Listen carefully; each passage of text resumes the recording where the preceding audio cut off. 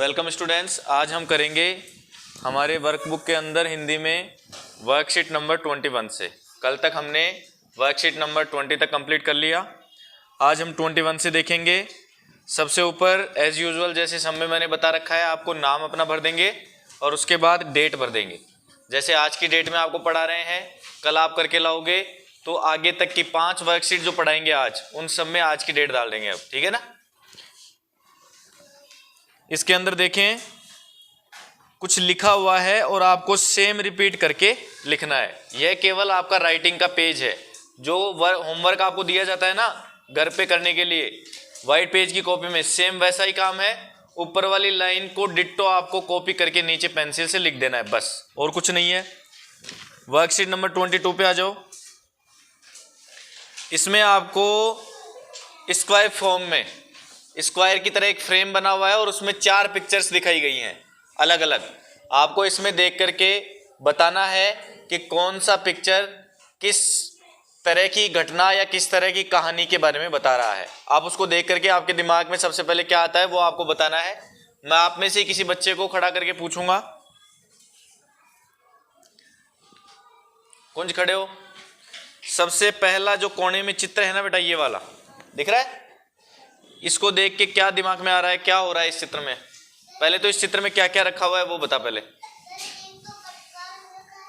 हाँ, और मटके के अंदर थोड़ा सा पानी भरा हुआ है। एक्चुअल में ये मटका नहीं कह सकते, ये पानी का कोई गिलास या जार कह सकते हो आप। बड़ा सा जार रखा हुआ है, इसके अंदर आधे में पानी भरा है। एक कौवा उड़ रहा है, पीछे बादल हैं, एक छोटा सा मकान भी दिख रहा है, पेड़ भी हैं, जमीन है, ग्रास है, सब कुछ दिख रहा है। इसको देख करके क्या आपके दिमाग में आइडिया आ रहा है। आपने कभी ऐसी कोई कहानी देखी है जिसमें इस तरह से कौवा, पानी, ऐसे कुछ हो? क्या दिमाग में आ रहा है? इसके अंदर केवल एक ही लाइन आपको मेंशन करनी है इन जनरल, एक कौवा बहुत प्यासा था। क्योंकि आप देख रहे हैं चित्र में दौड़ करके उस जार की तरफ कौवा जा रहा है। दौड़ने का मतलब उड़ करके जल्दी से उस जार की, उस पानी के जार की तरफ जा रहा है कौवा। तो इसका मतलब क्या है कि कौवे को बहुत तेज प्यास लगी है। हम इसको देख करके ये बता सकते हैं। और भी कई बातें हैं जो इन जनरल आप बता सकते हो, लेकिन सारे चित्र मिलाते हुए पहले चित्र में जो समझ में आ रहा है ना, वो इतना समझ में आएगा कि कौवे को बहुत तेज, एक कौवा था जिसको बहुत तेज प्यास लगी हुई थी। बैठो, आयुषी खड़े हो बेटा। सेकंड वाला पिक्चर जो है उसमें देख करके आपको क्या समझ में आ रहा है? ये वाला पिक्चर,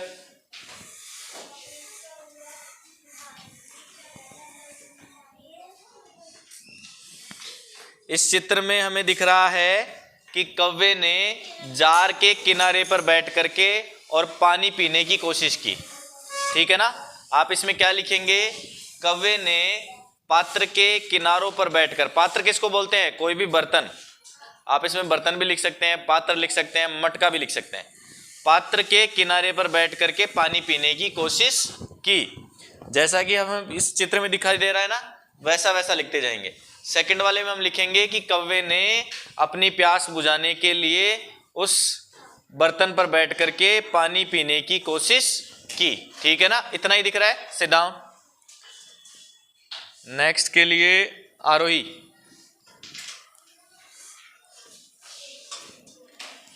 एक तो ये समझ में आ गया कि कौवे ने बैठ करके पानी पीने का प्रयास किया।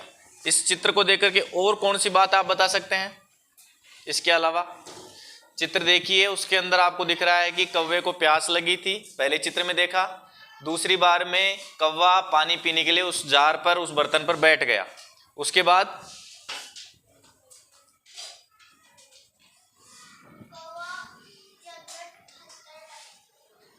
नहीं, दूसरे ही चित्र में एक लाइन और समझ में आनी चाहिए ना बेटा। हम तीसरे चित्र की बात नहीं कर रहे, हम बात कर रहे हैं सेकंड वाले डायग्राम में ही एक बात और समझ में आने की। Raise your hands, who one can tell me about another second line related to the second diagram? Khushwant पानी पीने की कोशिश कर रहा था। सबसे पहले लिखेंगे पानी पीने के लिए कौवा बर्तन के किनारों पर बैठ गया। उसने बर्तन से पानी पीने की कोशिश की, लेकिन उसको पानी पकड़ में नहीं आ रहा था। इतना हम इस चित्र से बता सकते हैं। सिट डाउन, बैठो आरोही। हमने इस चित्र से ये देखा कि कौवे ने सबसे पहले कौवा कहीं से उड़ता हुआ आया, वो बहुत प्यासा था, उसको एक बर्तन के अंदर पानी भरा हुआ दिखा। ठीक है ना, पहले चित्र को देख करके तो ये समझ में आ रहा है। दूसरे वाले चित्र को देख के ये समझ में आ रहा है कि कौवा जाकर के उस बर्तन पर बैठ गया, पानी उसमें बहुत कम था, उसने चोंच से पानी पीने की या पकड़ने की कोशिश की, लेकिन उसकी पहुंच में पानी आया नहीं क्योंकि पानी बहुत कम था। अब तक हमें ये कहानी समझ में आई है। इससे नेक्स्ट वाले डायग्राम को देख करके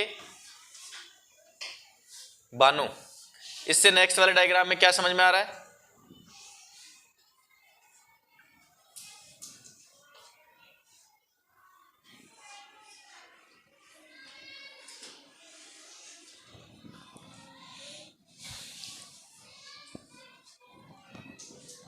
जल्दी बताओ बेटा, क्या समझ में आ रहा है?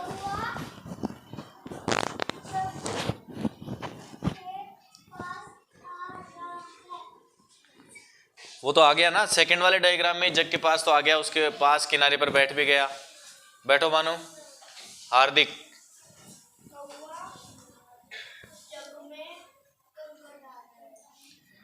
ठीक है बेटा, सिट डाउन। इसमें तीसरे वाले डायग्राम में हमें ये समझ में आ रहा है, हार्दिक ने सही बताया कि कौवे ने जब देखा कि मेरी चोंच नहीं पहुंचेगी पानी तक, तो उसने दिमाग लगाया, सोचा, और सोच करके आसपास में जो भी कंकड़ पड़े थे, छोटे छोटे पत्थर जो पड़े थे, उनको उठा उठा करके बर्तन में डालना शुरू कर दिया। अब इससे होगा क्या? पानी ऊपर आ जाएगा। अगर बेटा देखो, ये एक जनरल साइंस है, कोई भी लिक्विड होता है ना, कोई भी तरल पदार्थ, लिक्विड का मतलब जैसे दूध होता है, पानी होता है, उसको आप किसी भी बर्तन में अगर डालते हो ना, तो जैसी बर्तन की शेप होती है वैसी शेप में वो आ जाता है। जैसे आपने एक गिलास में दूध डाला तो गिलास की तरह दिखेगा, आपने बहुत बड़ी सी प्लेट में डाला तो वो पूरा फैल जाएगा। तो लिक्विड क्या होता है, जैसे बर्तन में डालोगे वैसे ही बर्तन की शेप में आ जाता है। तो जब पानी कम होता है ना, अगर आप उसमें कुछ डाल दोगे, अगर आप उसमें कोई भी बर्तन में कोई चीज, कंकड़, पत्थर, वस्तु कुछ भी डालोगे, तो वो वस्तु क्या है, जगह घेरेगी। ठीक है ना, तो जैसे ही जगह घेरेगी तो वो उस पानी को ऊपर की तरफ लेके आ जाएगी। जैसे मान लीजिए आपके पास गिलास आधा दूध से भरा हुआ है, आधा गिलास दूध से भरा हुआ है, आपको उसको पूरे को भरना है, ये मान लीजिए। तो आप क्या करेंगे, उसमें अगर घर पे बिस्किट पड़े हैं तो बहुत सारे बिस्किट्स उसमें डालते जाएंगे, तो होगा क्या, जैसे जैसे बिस्किट डालेंगे वो पिघल पिघल के उसके अंदर स्पेस घेरता जाएगा, और जैसे जैसे स्पेस घेरेगा दूध ऊपर की तरफ आता जाएगा। हाँ, पिघल जाएगा, लेकिन जगह तो घेरेगा, वो रहेगा तो गिलास में ही। ऐसा थोड़ी है कि उसमें घुल जाएगा पूरी तरह से, और घुलेगा तो भी ऊपर धीरे धीरे आता जाएगा। ठीक है ना, अगर आप थोड़ा सा डालेंगे ना तो थोड़े से में तो नहीं होता, थोड़ा तो घुल जाएगा और पता भी नहीं चलेगा, लेकिन लगातार बहुत सारे बिस्किट आप डालोगे तो दूध धीरे धीरे ऊपर की तरफ आ जाएगा। हाँ हाँ, बाहर, हाँ नहीं बेटा देखो, बिस्किट वाला जो एग्जांपल मैं आपको बता रहा हूं ना, उसमें हो सकता है दूध ऊपर आने में टाइम लगाए, है ना, बहुत सारे बिस्किट आपको डालने पड़े, एक आध बिस्किट तो घुल ही जाएंगे। लेकिन अगर आप कोई ऐसी सॉलिड चीज डाल दोगे ना जो जल्दी से दूध में, पानी में घुलती नहीं है, सॉलिड चीज का मतलब कोई भी ऐसी ठोस चीज जो कि किसी भी सॉल्वेंट में, किसी भी पानी में, दूध में, इनमें घुलती नहीं है, तरल में घुलती नहीं है, तो वो क्या है, वो उसको जल्दी ऊपर ले आएगी। तो कंकर पानी में नहीं घुलते ना, इसलिए कवि ने दिमाग लगाया कि कंकर डालेंगे तो पानी धीरे धीरे ऊपर की तरफ आएगा। ठीक है, तीसरे डायग्राम से ये समझ में आया। और लास्ट वाले डायग्राम से, आरव का तो कल आ गया था ना टर्न, नव्यांशु, लास्ट वाले डायग्राम से क्या समझ में आ रहा है बेटा? ये देखिए, इसमें डायग्राम देख करके बताओ लास्ट वाले में क्या समझ में आया।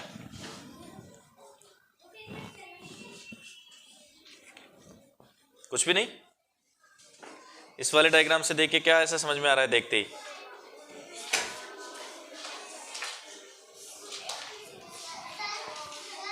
यस, लक्ष्य बताओ बेटा। बेटा लास्ट वाले डायग्राम से हमें ये समझ में आ रहा है कि finally the crow got the water. Last में अंत में कंकड़ डालते डालते डालते पानी इतना ऊपर आ गया कि कौवे की चोंच की पकड़ में आ गया, और चोंच की पकड़ में आ गया तो वो पानी पी करके उड़ गया, अपनी प्यास उसने बुझा ली। बस एंड ऑफ द स्टोरी। तो हर एक चित्र के नीचे आपको यही चीजें लिखनी है। सबसे पहले वाले चित्र के नीचे लिखेंगे एक कौवा था, वह बहुत प्यासा था, उसने पानी का भरा हुआ एक बर्तन देखा, ठीक है ना। सेकंड वाला, इस सेकंड वाले चित्र के नीचे लिखोगे कि कौवा बर्तन के किनारों पर बैठ गया, उसने अपनी चोंच से पानी को पकड़ने की कोशिश की, लेकिन पानी बहुत कम था इसलिए उसकी पकड़ में नहीं आया और वो पानी पी नहीं सका। तीसरे में लिखोगे उसने बैठ करके दिमाग लगाया, बुद्धि का इस्तेमाल करके उसने सोचा कि अगर मैं इसमें कंकड़ डाल दूंगा तो कंकड़ से पानी ऊपर आ जाएगा और मैं पानी पी करके चला जाऊंगा। ऐसा सोच करके उसने बहुत सारे कंकड़ उसमें डालने शुरू कर दिए। लास्ट वाले में लिखेंगे कि कंकड़ से पानी ऊपर आ गया, कौवे ने पानी पिया और चला गया। बस। वर्कशीट नंबर 23, समान ध्वनि वाले शब्द बनाएं। ये तो आपको मैंने कल भी पढ़ाया था, ठीक है ना। जैसे खिलाते पिलाते, दक्का मुक्का, सब लिखेंगे इसमें, दक्का मुक्का, हल्ला गुल्ला। मुल्ला भी लिख सकते हो लेकिन मुल्ला ठीक नहीं लगेगा, हल्ला गुल्ला। कई बार कहते नहीं है हल्ला गुल्ला मत करो, हल्ला गुल्ला। मैं आपको बोर्ड पे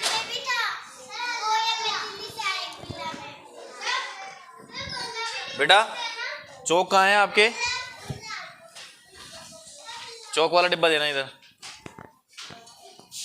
मैं बोर्ड पे लिख रहा हूं, जिन बच्चों ने नहीं लिखा हुआ है ना देख करके लिख लो बेटा अभी जस्ट।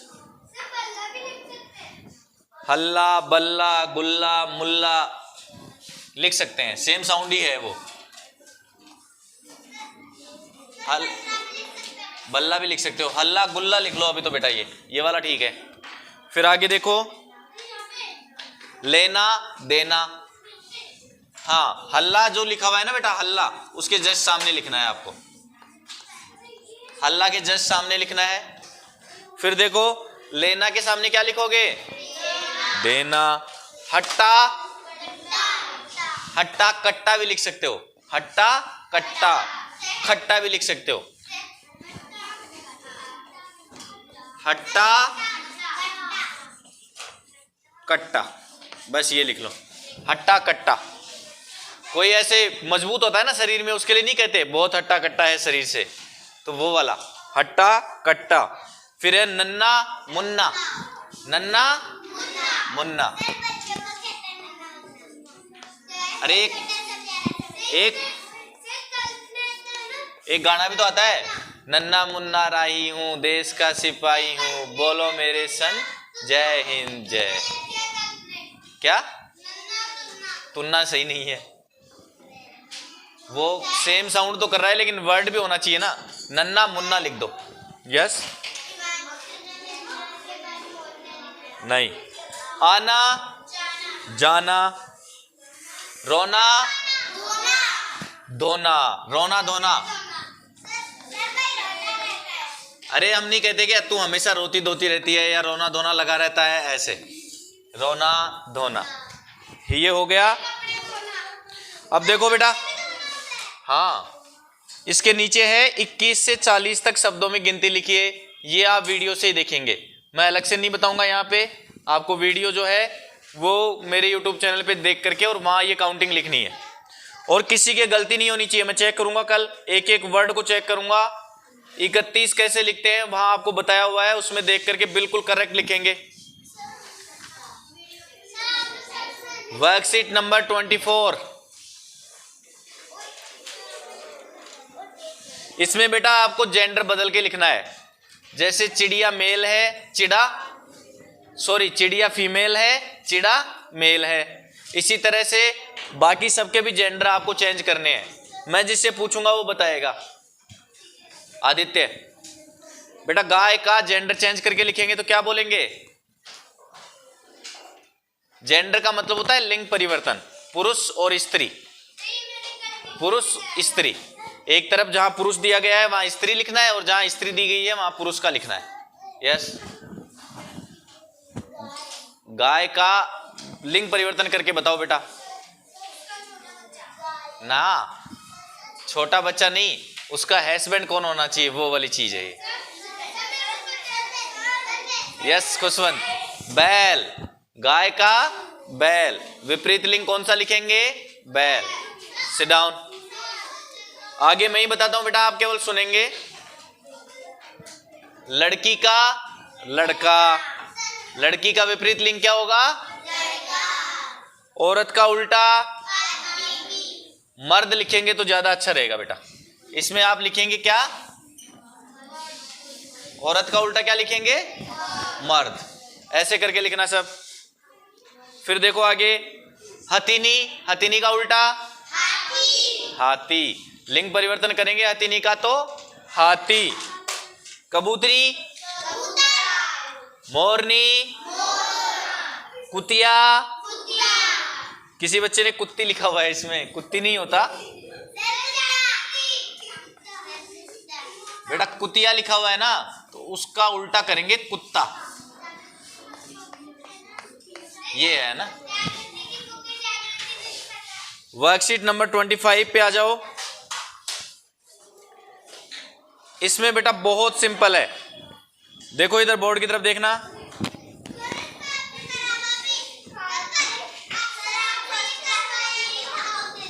हाँ, क्लास फर्स्ट में बहुत बार हमने सीखा हुआ है, शब्दों को टुकड़ों में बांट के देखना और टुकड़ों से जोड़ के देखना। अब देखो, ए बेटा पीछे बातें नहीं होंगी, डोंट टॉक। गुड़दानी, गुड़दानी को इन्होंने ब्लॉक्स के अंदर डिवाइड करके लिख दिया। जैसे ऐसे ब्लॉक्स बने हुए हैं 4, 1 2 3, तो यहां गु अड़े धा नी। इसी तरह से आप सबको डिवाइड कर करके लिखते जाएंगे। अगला है खलियान। खलियान सामने लिखा हुआ है, आपको ऐसे ही ब्लॉक्स के अंदर उसको डिवाइड करना है। ख ली या न, बाकी वर्ड्स को भी ऐसे ही डिवाइड करके लिख लेंगे। अब बेटा देखो, पहले वाले क्वेश्चन में तो इनको डिवाइड कर करके लिखना है, दूसरे वाले में जो डिवाइड दे रखे हैं ना, उनको कंबाइंड करके लिखना है। जैसे आम रस को ब्लॉक में बांटा हुआ है, आपको दिया हुआ है ऐसे ब्लॉक्स के अंदर, आ मैं रस, आ मैं रस। अब इसको कंबाइंड करके कैसे लिखेंगे, बस, है ना सिंपल, ऐसे ही करना है। ये आपके वर्कशीट नंबर 25 तक हो गया। किसी की कोई मिस्टेक नहीं होनी चाहिए, वीडियो में देख लेंगे, अगर कुछ भी समझ में नहीं आ रहा है तो घर जा करके, ठीक है ना।